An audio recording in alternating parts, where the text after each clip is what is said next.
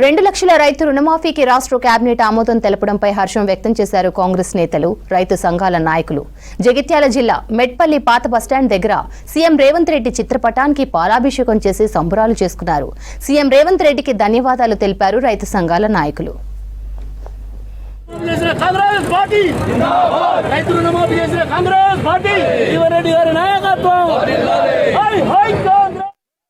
ఏకకాలంలో 2 లక్షల రూపాయల రుణమాఫీ చేస్తామని చెప్పి ఏదైతే హామీ ఇచ్చామో కాంగ్రెస్ పార్టీ ఆ హామీ మేరకు ఇవాళ మంత్రివర్గంలో తీర్మానం చేసి తప్పకుండా మేము ఈ 15 ఆగస్టు లోపల 2 లక్షల రుణమాఫీ చేస్తామని చెప్పి బడ్జెట్ కేటాయించడం జరిగింది. దానికి సంతోషంగా కిసాన్ సెల్ ఆధ్వర్యంలో కాంగ్రెస్ పార్టీ కుటుంబ సభ్యులతో అందరితో కూడా మేము ఇవాళ సంబరాలు జరుపుకోవడం జరుగుతుంది.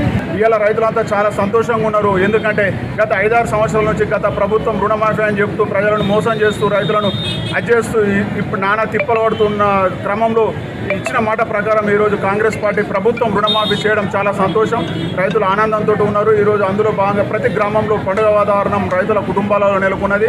ఎందుకంటే ఇవాళ వ్యవసాయం దండుగా అనుకునే క్రమంలో పండుగ లెక్క వేసి ఇవాళ రుణమాఫీ వేసి పంటలకు మద్దతు ధర బోనస్ డిక్లేర్ చేస్తున్న క్రమంలో రైతులు సంతోషంగా ఉండి యువత కూడా రైతు పిల్లలు కూడా ఈరోజు ఇప్పుడు వ్యవసాయానికి ఆకర్షితులై వ్యవసాయం చేసే క్రమంలో ఉన్నారు. కాబట్టి ఈ ప్రభుత్వానికి కృతజ్ఞతలు చెప్తూ